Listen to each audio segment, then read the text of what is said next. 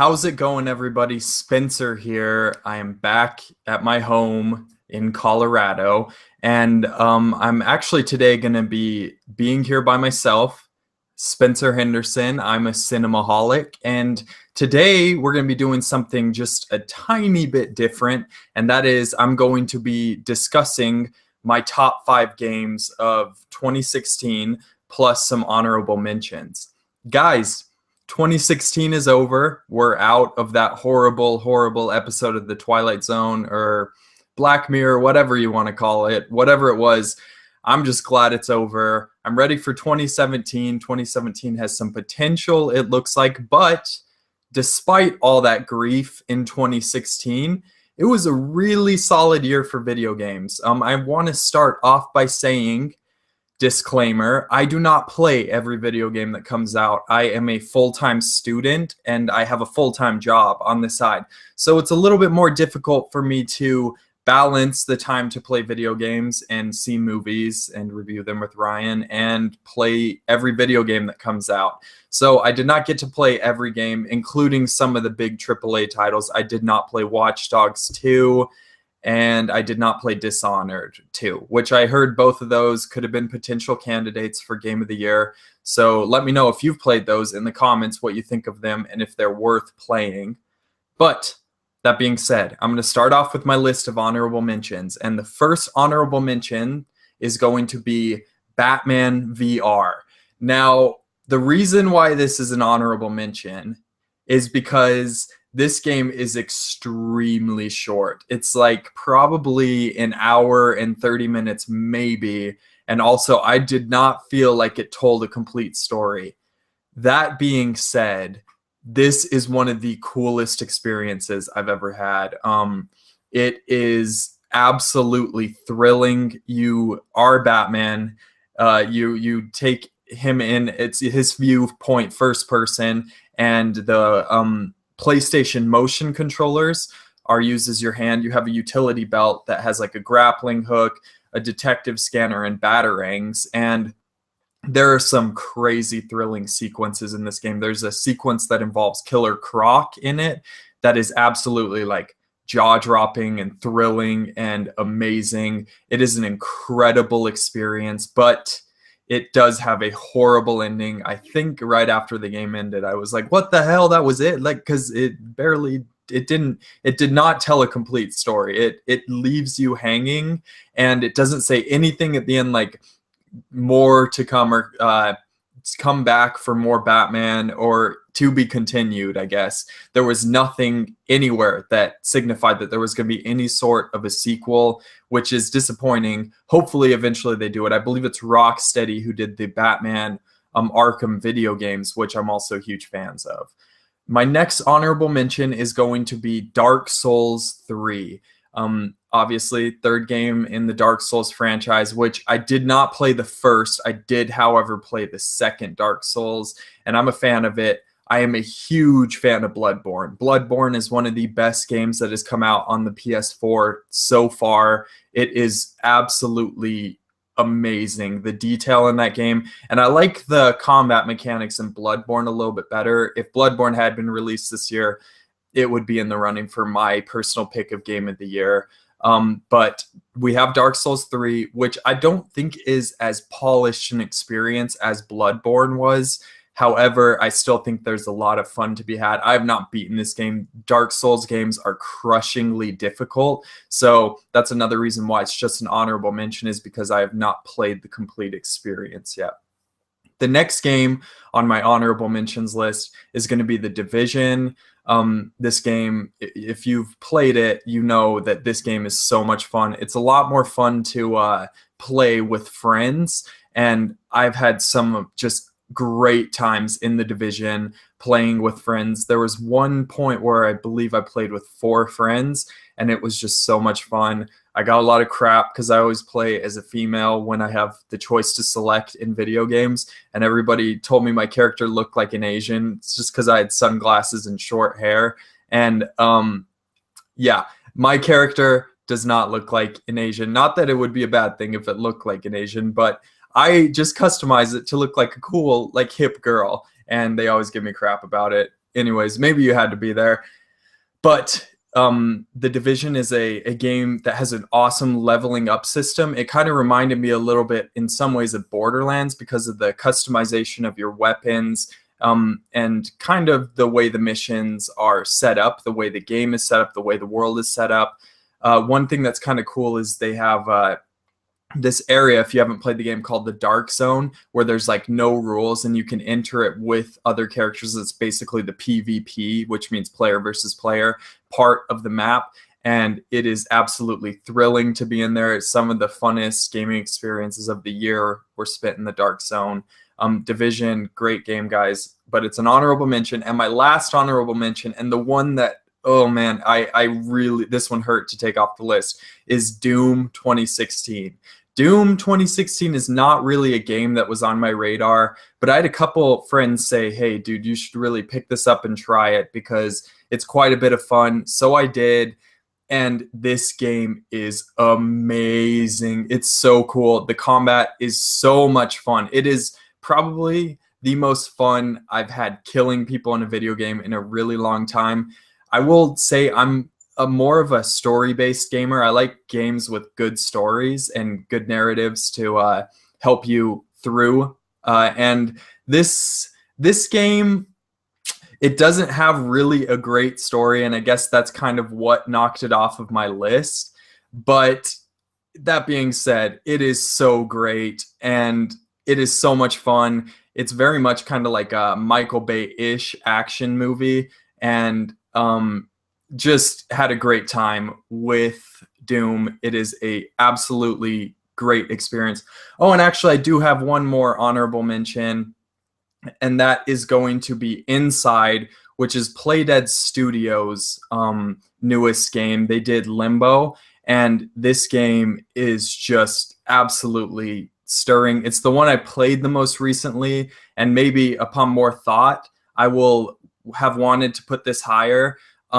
But just it barely edged out my way on the list because there was one game that I forgot about that came out that I really was into that I'll be talking about next. But Inside, the way that so Limbo it's a platformer, so that means it's a side scroller, kind of like something like Mario.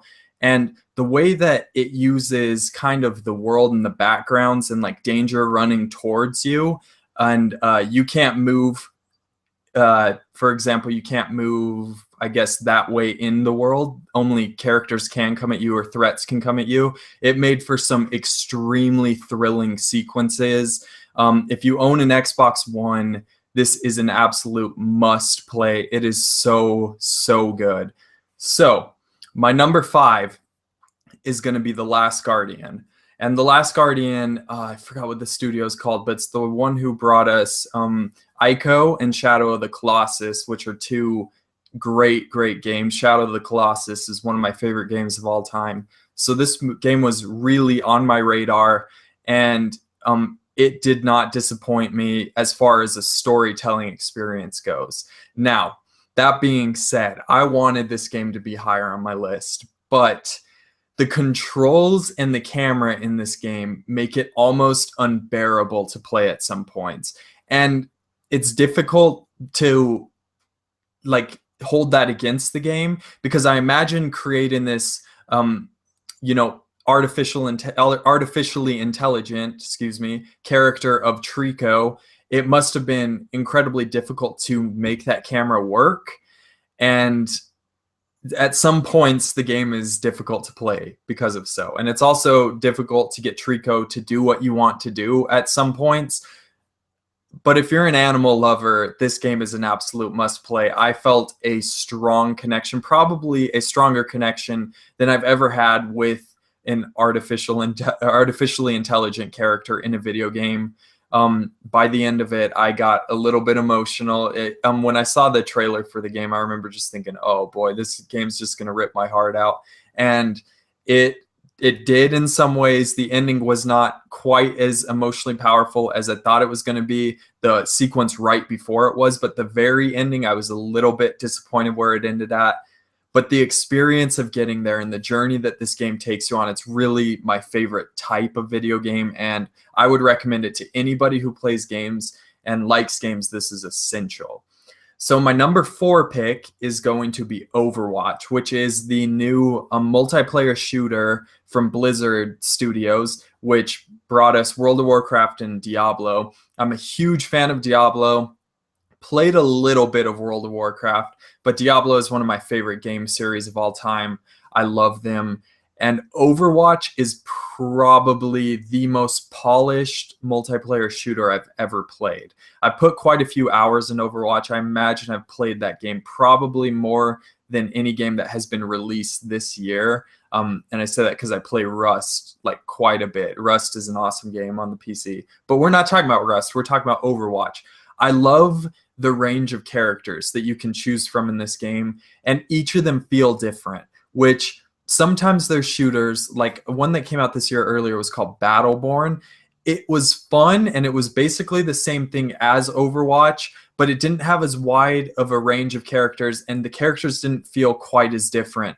But Overwatch, the characters, every character has a different skill that the team can use and needs at points. There are so many great fun times to be had in Overwatch. I like how it's not just team deathmatch. There's an objective to each of the games that you're playing within this. And me and my friend Pam, for a while, we played Overwatch so much. It was just so much fun when it came out. It's probably the most, second most fun I've had in a video game this year. So, speaking of the game that I had the most fun with in this year, it's actually going to be my number 3 pick, which is Titanfall 2. The reason why this is not my game of the year list is it is just a little bit too short. I wanted just a little bit more, but this game has my favorite level of any video game released this year. There is one level that you manipulate time in a way that is absolutely riveting, and this game is just a game that keeps topping itself. One level after the other. It gets so much fun. There are so many cool weapons. There's this pistol that you get at the end of the game. That's all I'll say because I don't want to spoil anything for anyone who hasn't played it. But the pistol is the coolest gun in any game since probably the gravity gun in Half-Life. And speaking of Half-Life 2, I guess Half-Life 2 is the Half-Life with the gravity gun. This game is absolutely the best first-person shooter since Half-Life 2. I must start by saying I'm not a huge fan of the Call of Duty and Battlefield games. None of those are going to be on my list. My number 2 and number 1 are probably a little bit, not my number 1, but my number 2 is definitely an unconventional pick. But Titanfall 2, polished to perfection. The controls in Titanfall 2 are the best controls of any game I played in 2016. And BT, the robot that you're the pilot of, the connection that the Cooper and BT had by the end of the game, I found myself extremely invested in. Titanfall 2, one of the best gaming experiences of 2016. If you are a fan of first-person shooters, it is absolutely essential that you play Titanfall 2. You will not regret it one single bit. So, my number 2 pick is going to be Firewatch. And Firewatch is a game from Campo Santo Studio. It is very much an indie game. And it was released at the very beginning of the year. I think it was released in February, if I remember right. And it basically tells the story of 2 characters, and it essentially kind of explores their relationship. It's about a man who's kind of going through a bit of grief, who goes to the mountains to be a forest ranger and watch. His job is to watch for fires and kind of watch after a section of the forest for a summer. And you meet a woman up there, and it kind of tells the story of their relationship and what's happened throughout the duration of the summer. It's a period piece. I think it takes place in the 70s or the 80s, if I remember right. It's been a while since I played it, and I've been planning on going back and replaying it because this game is amazing. It is probably one of the best story experiences I've ever played in a video game. The connection I felt to these 2 characters and the voice acting from the voice actors is absolutely phenomenal. There were parts that were thrilling. It was a gorgeous game. The use of the art style and the use of color in this game is absolutely amazing, and kind of the freedom. It's a game where you can pick up the trash when you're walking through the forest, and you find your way using a map and a compass, and it is just absolutely a immersive, beautiful experience. A great ending at the end of it, and one of the best openings to any game ever. I've heard people compare the opening to Up, the Pixar movie, and I would definitely have to agree. It is absolutely heart-wrenching in moments. It's a game that I felt connected to these characters throughout the entire journey, and was very, very satisfied with the final outcome. And the more I thought of it, just the more I admire it. And thinking of it now makes me just want to go pick up my PlayStation controller and play through Firewatch again. Now, let's get into my number one. If you know me and you know what video games I like, you probably guessed it by now, but my number one is Uncharted 4: A Thief's End. Uncharted 4: A Thief's End is basically everything I've ever wanted in a video game. You very much get to be an Indiana Jones-ish character, and if you've played through all of the other Uncharted games, which I have, and I love Uncharted, it's my favorite game series of all time. I'm very vocal about that. I don't care how controversial that is. It just is a game that works for me because it's a game that balances extremely fun gameplay with great storytelling, which are my two, that's all you have to do to make me enjoy a game, is do that. And Titanfall 2 did that. Firewatch, I'd say the gameplay isn't quite as fun, and that's why Uncharted 4, A Thief's End edged it out, is because the journey you go on with this character and the set pieces and everything that led up to it, the first 3 games, which maybe that's another thing, is it's kind of the nostalgia, but I always kind of, when another Uncharted comes out, it's like, oh man, are they going to be able to capture the magic of the previous 2 games? And somehow I feel like they always outdo themselves. I'd say it goes, my favorites are Uncharted, A Thief's End, so Uncharted 4, and then 2, Among Thieves, and then 3, is it Drake's Deception, and then 1, Drake's Fortune. Though that's probably my ranking. And this one, I don't think it had quite as amazing set pieces as number 3 did. Number 3 had that awesome plane sequence and the boat sequence, and this one has a really, really cool chase sequence that is just incredible to play. But the emotional journey that the character goes on, Nathan Drake, that he goes on, and kind of just his internal struggle, you really understand what this guy's going through. You care about his relationship with Ellie and his brother, furthermore, Sam. And by the end of the game, I just did not want it to end. I was like, please, please don't let this game end. And then eventually it did, and I was so upset. This is also probably graphically the most gorgeous looking console game of all time. It is absolutely breathtakingly beautiful. The environments, the people in it, the voice acting. Nolan North as Nathan Drake, I've said it before, I'll say it again. It's the best voice acting performance in any video game of all time. He is so good. He's so likable, so charming. Just his performance really makes you feel for this character. I loved everything about Uncharted 4. It's up there with my favorite games of all time. It would probably make my top 5 favorite games of all time. And as far as the series goes, it's just my favorite series of all time. It is so absolutely perfect. I adored everything about this game. So that wraps up my top 5 video games of 2016. Let me know, guys, in the comments, what did you think of my picks, and what are your personal picks for 2016 video games? I'm sure I'm going to hear a lot of Overwatch, and the reason why that was ranked higher, I should say, is because it didn't have a storyline to the game. It didn't have a campaign. It's just a multiplayer shooter. But as I stated when I was talking about it, nobody really does it better than Blizzard as far as polishing their gameplay, making us have a fun, seamless experience, and Overwatch is total proof of that. But yeah, so let me know in the comments. I'm sure I'm gonna get lots of Overwatches.